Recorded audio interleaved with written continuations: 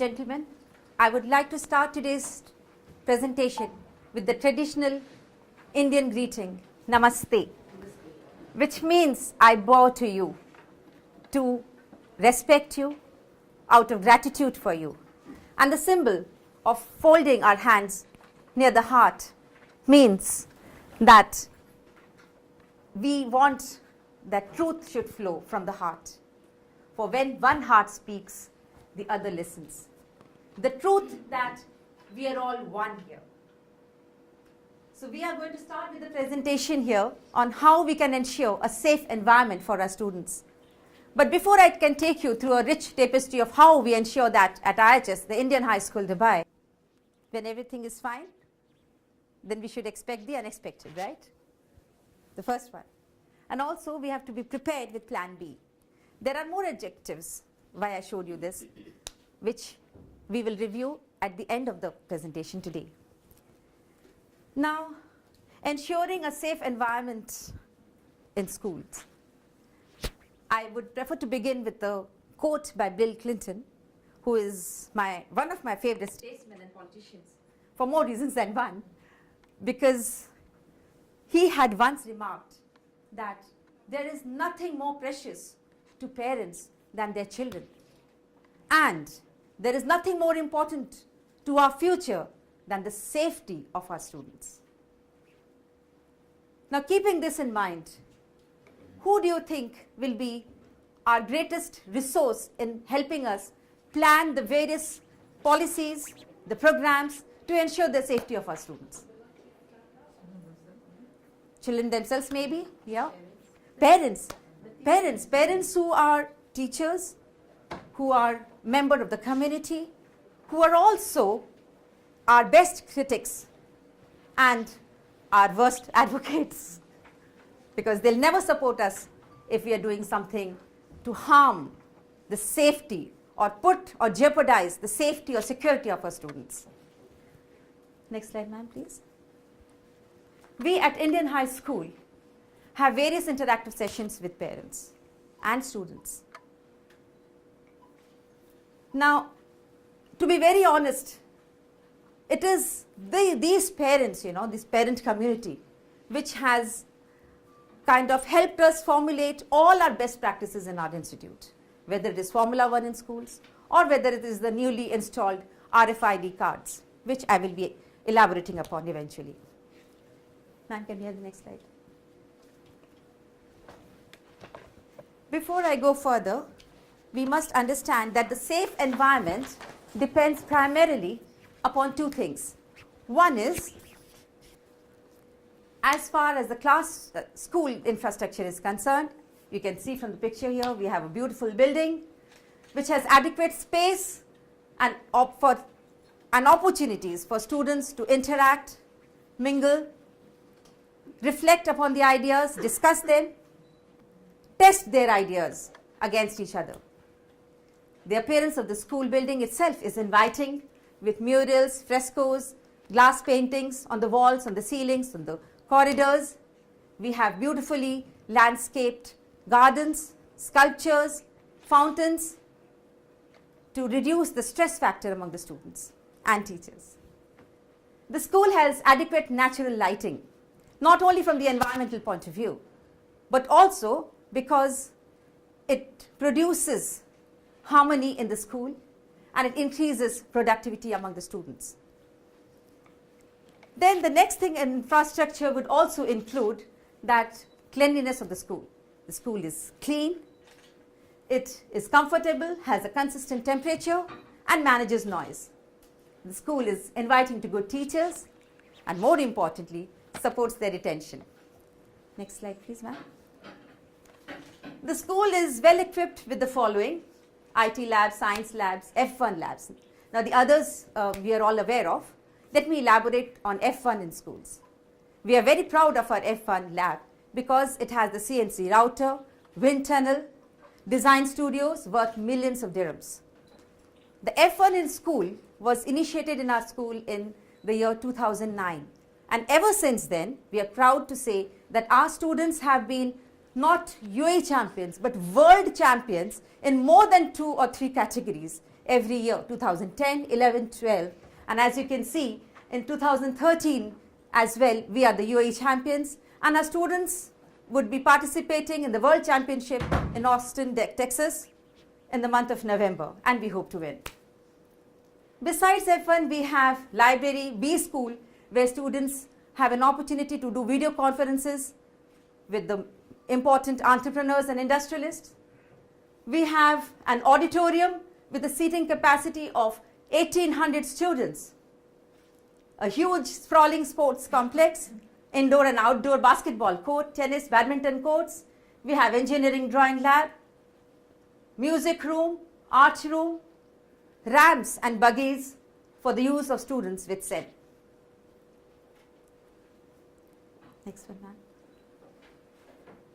IHS promotes good health and well-being of students by strictly adhering to well-designed programs and policies. Coaching is provided for 14 different types of outdoor sports.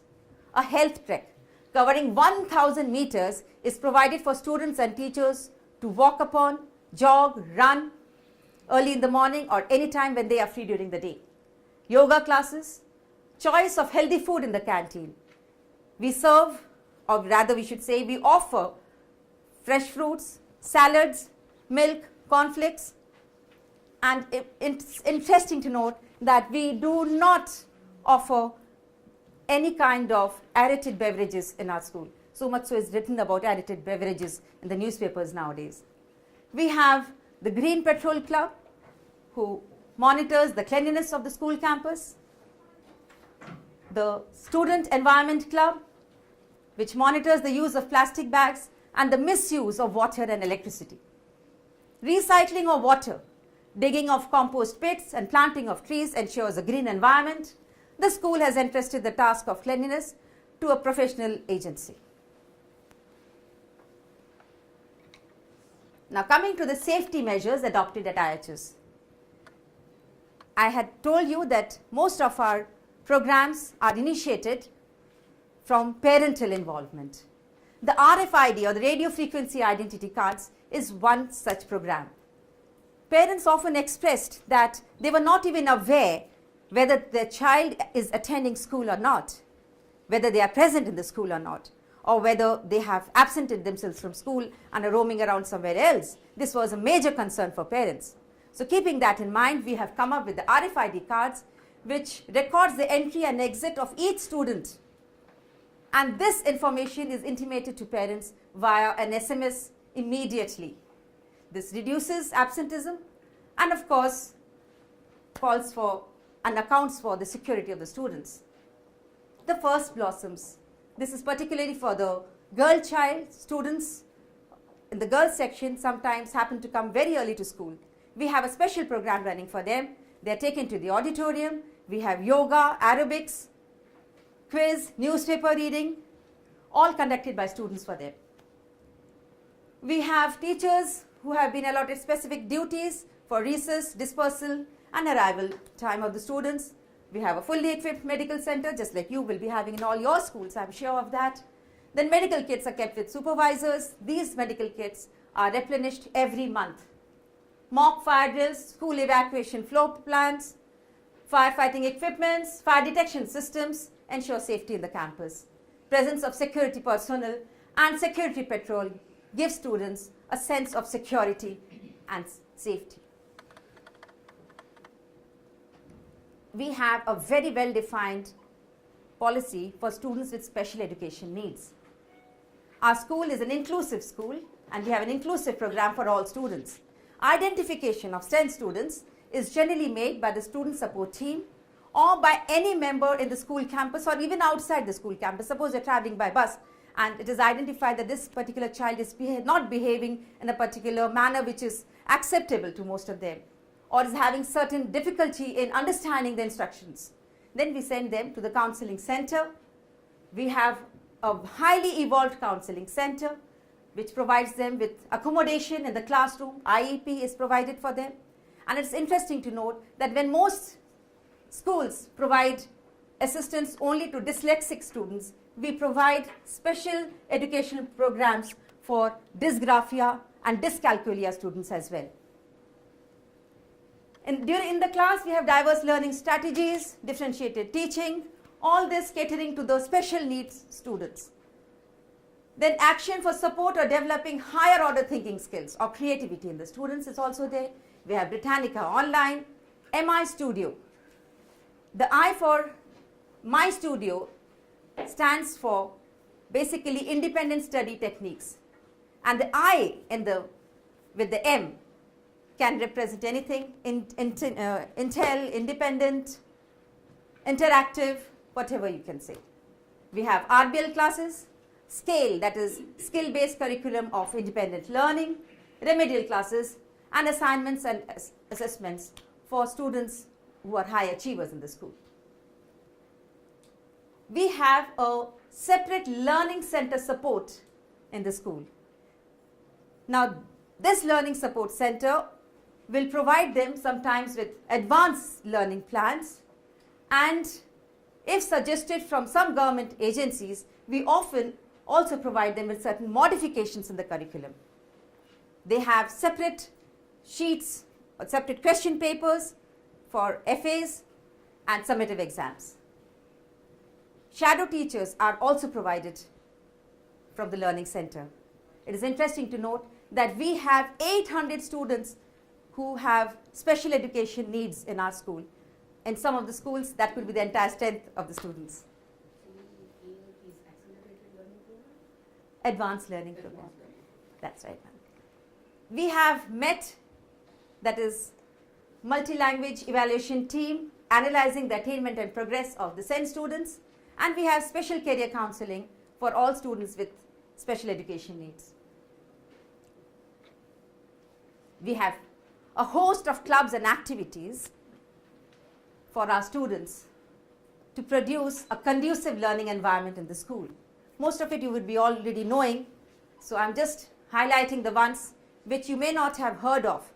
Round Square is one such program. Round Square in schools was started by Dr. Kurt Hand, a German philosopher and educationist.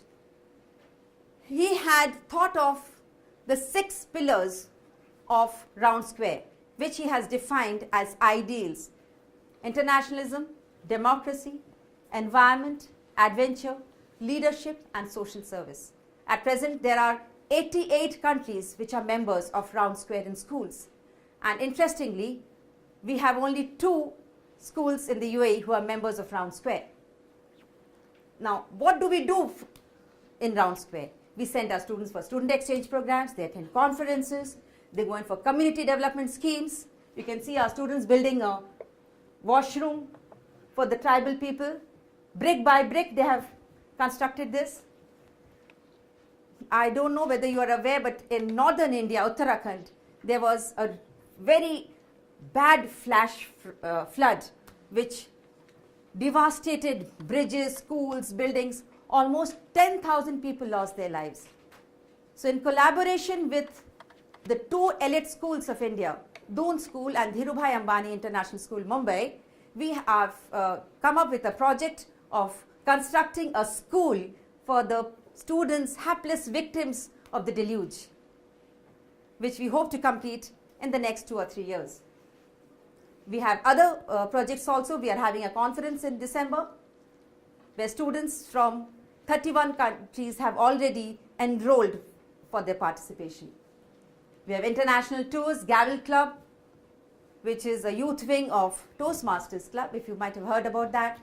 We have sports, environment, artistic, music, dance, Saturday Club, Green Patrol, Weekend Munch, B School, which I have already explained to you. And Building School is the project that I was telling you about. Thank you, ma'am. Next slide, please.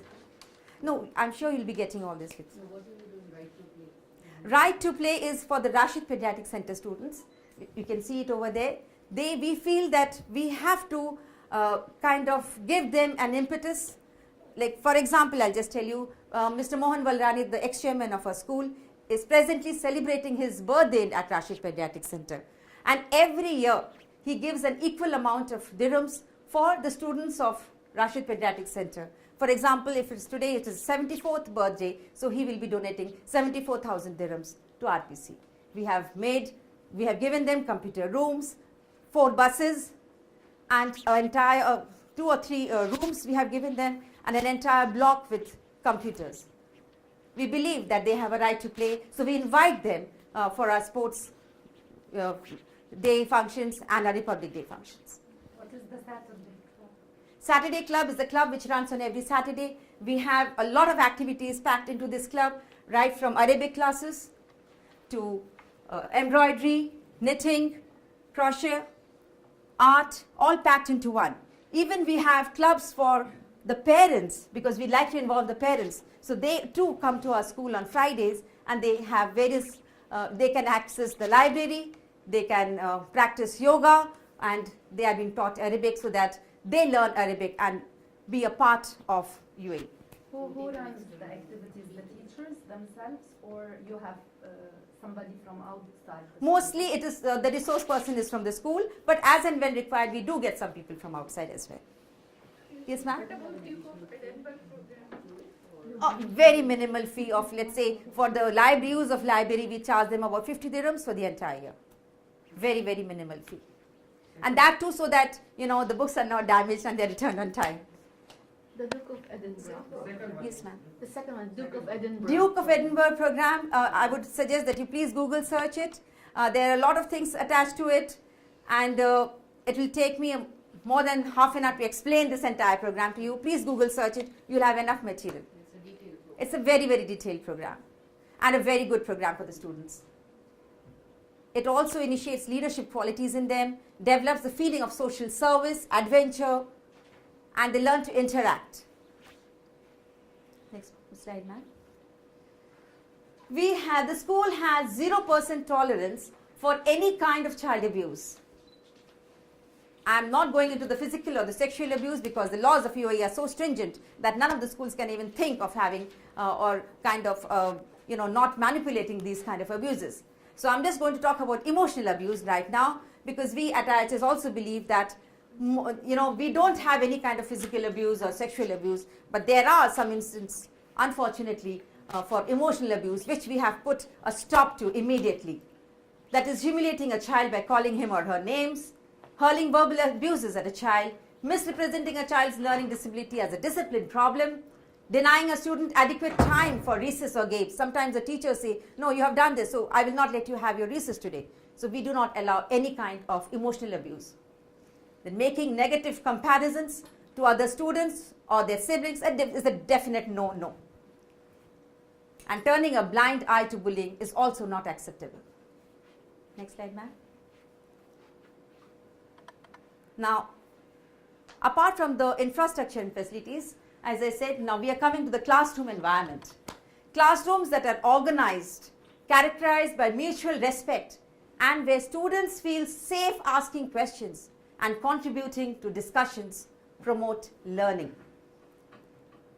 The classroom should be so organized that the physical space in the classroom should allow for movement and interactions. The students should be quickly able to draw up a table and bifurcate in small groups for collaborative learning or any kind of group work.